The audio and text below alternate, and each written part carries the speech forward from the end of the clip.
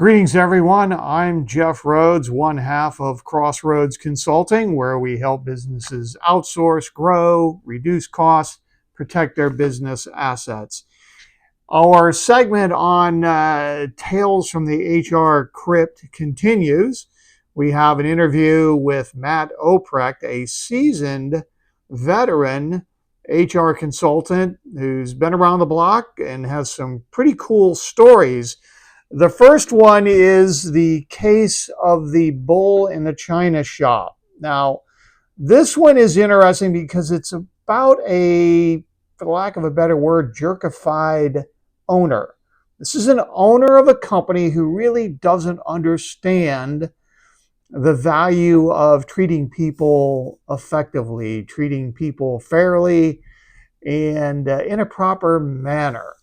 So this Matt will take us through the story, actual case, obviously. So you'll want to take some notes because there's going to be some HR elements of education. So the idea here is providing some entertainment with an actual HR case, and then how was this case resolved? What elements of regulation, whether it's family leave, ADA, what elements of HR come into play. So enjoy this interview and look forward to the next one. Thank you.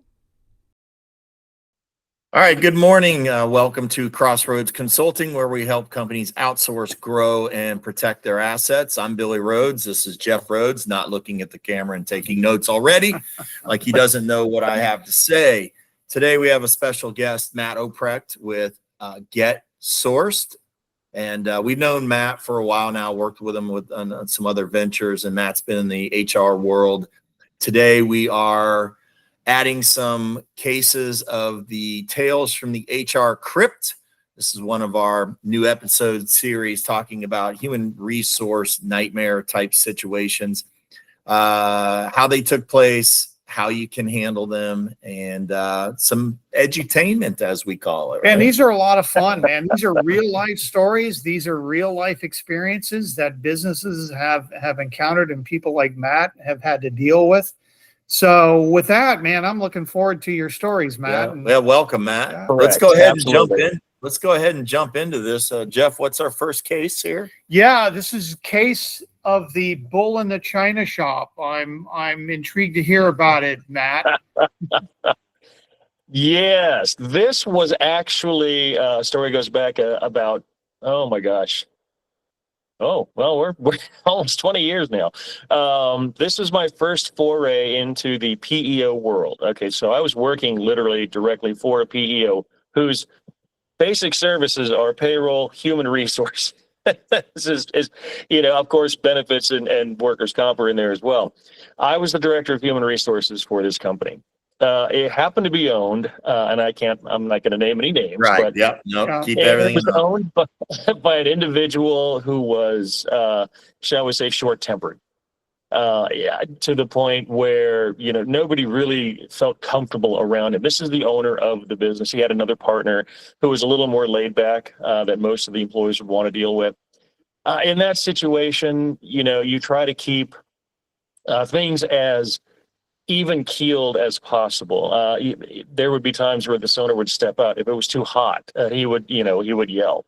One time he stepped out and it was too hot. He just tore the thermostat off the wall and threw it down the hallway. So in an environment like that, I found myself kind of thinking, well, what's the best approach here? I could work with that individual, so I would always put myself between the employees and that owner, simply because I had the ability to talk with him and talk to him and somewhat reason with him and keep the employees kind of at an arm's length. If they had issues, if they had complaints, whatever, I've always operated under the blanket of confidentiality. Whatever an employee tells to me, unless absolutely necessary, I will not divulge the information nor the name of the employee. So that was an area where if there were complaints coming to the owner, he wanted to find out who it was. I would have to stand there and say, I cannot tell you. It's nothing you need to know. We just need to know how to fix it. So it worked well for about a year. And then one day on a Friday, we heard a lot of noise coming from the owner's office, and it turns out our benefit manager happened to be in the office with him, and they were arguing over something. The owner didn't agree with the benefit manager's choices in life. He was thinking that he was spending too much money on horses and things like that, and the benefit manager is telling him, well, it's none of your business. You can't tell me how to run my life. So right after that, we heard a loud crash.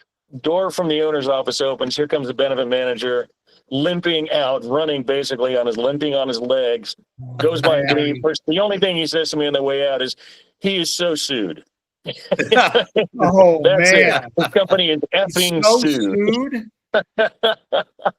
So I walked in the office to see what was going on, and there was the owner picking up the pieces from his desk. He had literally flipped his desk over in a fit of anger onto the employee's feet. And these are one of these heavy desks that has a heavy glass top. And so the glass top slid and nailed the employee's shins. And so we obviously knew, okay, well, we've already crossed the line. I mean, I'm always the biggest, proponent when people say, well, this is a hostile work environment. Well, the guy is a jerk. Being a jerk does not necessarily make it hostile. In this case, it has now become a hostile work environment.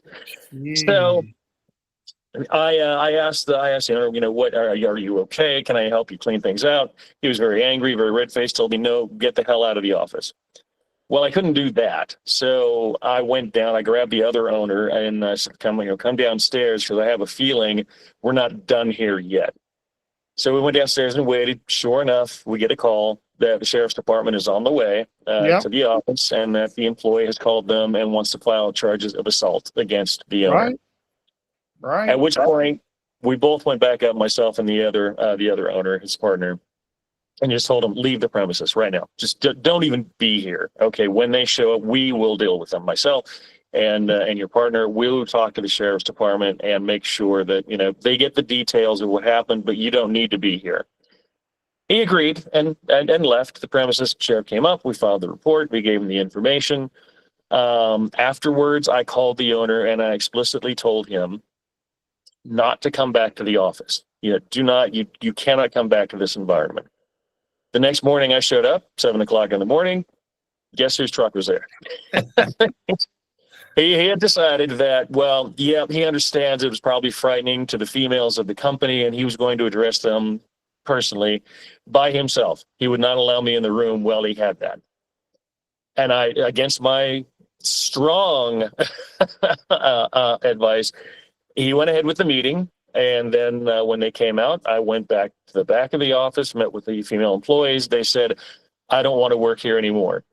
If he's going to be in this office, we can't work here anymore. We told our husbands last night what had happened. They don't want us to work here anymore. And this is a company of 30 people. I mean, we had a roster of clients that depend on us to deliver their services.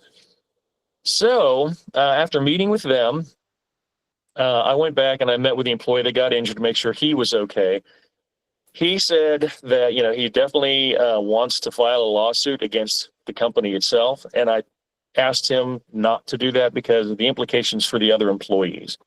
Right. In that, we understand you're angry with Steve. If you're going to file a lawsuit, it should be an individual case. It should not be against the company as a whole.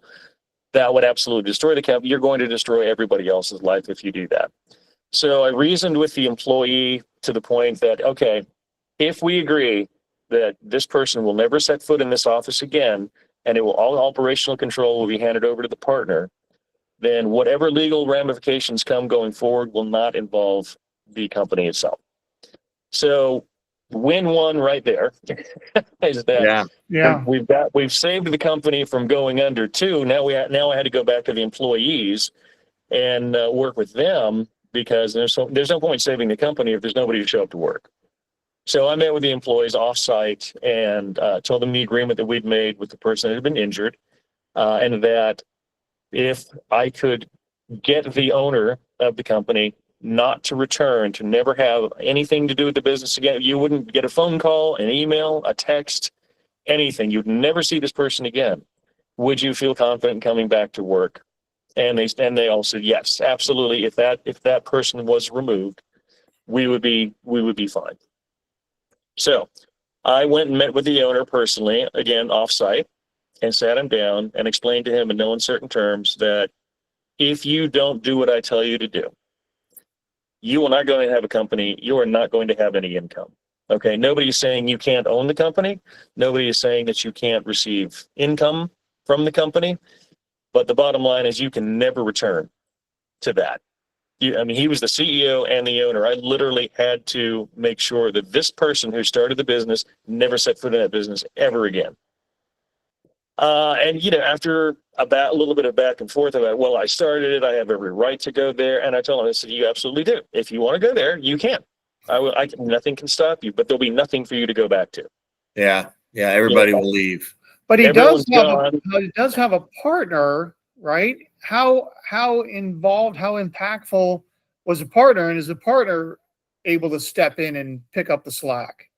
Yeah, the partner, I mean, he's not as, I'll put it this way, not as aggressive as the other owner was. I think that's probably what suited the CEO was, he just had that mentality.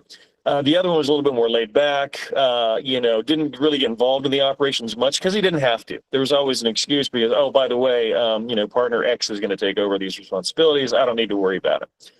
So I had to work with him and like, look, this will be a different company going forward. You've got people in place. You've got leaders in place. You're going to have to work with us because we're going to have to back you up. We're going to have to strengthen your position, and we're going to have to, kind of fill in the gaps that, are going to be left with this person leaving. And it worked out really, really well. He came in and, immediately stepped up. He was engaged. We set up employee recognition programs that he was engaged with. He would go from place to place, office to office every morning saying good morning, making sure everybody was okay, really taking an interest in their well-being. And that was based on the recommendations on myself and some of the other leaders given to him, that this is the way the company needs to look going forward. Right. Down the road, the employee did, he'd filed the assault charges. So we had to go to court. I had to testify. Okay. What had happened. We all gathered in a room afterwards. This is what was always fun about it for me, was that we got in there and the owner's lawyer was there and said, okay, well, here's what's going to happen. Went through a list of things, and he turned to the owner and he said, and you, by the way, never, ever, ever go back. Don't ever set foot in that office again. And I thought, no, that sounds familiar. It's very good. Yeah. So I'm glad the attorney agreed with me. So, I mean, it really worked out well for all the parties involved. The company continued. The employees were happy. The only downside to the story was that about a year later, they merged with another company. So, that's probably a good thing. But let me ask you this. Were there any civil lawsuit charge implications, and was there any financial penalties that this business had to deal with? None of the business had to deal with. Everything, as I had explained to the benefits manager who was looking to file suit, was going to be filed against the owner directly. And really, after we had the assault case, after it was finished up, I didn't hear much back. I would ask the partner every once in a while, what's so and so doing? I mean, apparently, he went into going into some other line of business. We really never talked about it, and I really didn't want to bring that into the organization because I didn't want a lot of gossip going around. The last thing you want to do is walk into an office and have the girls going, "Oh, did you hear what happened to so and so?" Yeah. So he didn't get arrested. He, probably had to pay a little bit. He did get arrested. He got arrested for the assault, and then he had to bail. And then we went to court. The court found that it was. I can't remember what the ruling was, but it really wasn't that bad. He had to pay a fine. So to speak. I mean, there was no jail time or anything like that. He wasn't hauled off in costs, but he did, for all intents and purposes, lost his business. Sure. So this happened 20 years ago, and obviously HR has changed a lot since then. Was there any anger management avenues to go down back then, and was that considered? Typically, there would be. If it was any other employee in the organization, I can usually recommend that, and we go through that program. That was not an option with this particular owner. It was, and again, I get it. You started a company. There is a somewhat of a, what they call a God complex when you're in that role. I can do whatever I want. I will do whatever I want. I'm not beholden to the rules. By the way, yes, I own an HR company, but and again, these are things that you don't want going beyond the borders of the doors. If the clients Yeah. found out, what was happening in the company that's supposed to be guiding them, they would Right. never want to do business with us. Right. So Right. it was a delicate balance. It really, really was. Like I said, probably, the best thing that happened is finally this owner did go too far, so we were able to remove that toxic, piece. Then the company was sold about a year ago. All the employees went with it. I was very happy about that, except for me. The company we merged with already had a director of HR, and even it was so funny because the partner's like, I really hate this because basically, if you hadn't done what you would have done, we never would have got to this merger. So And now was this? our other VP is like, yeah, you kind of saved the company, but you kind of screwed yourself out of a job. Yeah. But that's not what my thought process is or was at that time. I'm like, look, Yeah. if you guys are all moving over and the company's intact and it was valuable, then I'm happy that I was able to facilitate that. Well, that's an interesting story. I have been involved in situations not that bad, but the tyrants and the rude emails and texts and stuff like that from the owners. All right. Well, hey, man. Whew. Well, that's a good learning experience there. That's truly a I probably should mention. I probably should have mentioned the owner was an ex-Marine sniper as well. Had a safe in the back office full of weapons. Didn't want to mess with them. Once again, we are Crossroads Consulting. I'm Jeff. He's Billy. We're available to talk to you about any issues that come up with regards to your business. Our business model is to help you find solutions. There's no cost, there's no obligation to talk to us. You've seen some of the interviews that we've done. We have a lot of resources that we can bring to the table. We welcome you the opportunity to talk to you about your business and some of the challenges that you're facing now. We'll do our best to find the solutions. Again, there's no cost, no obligation.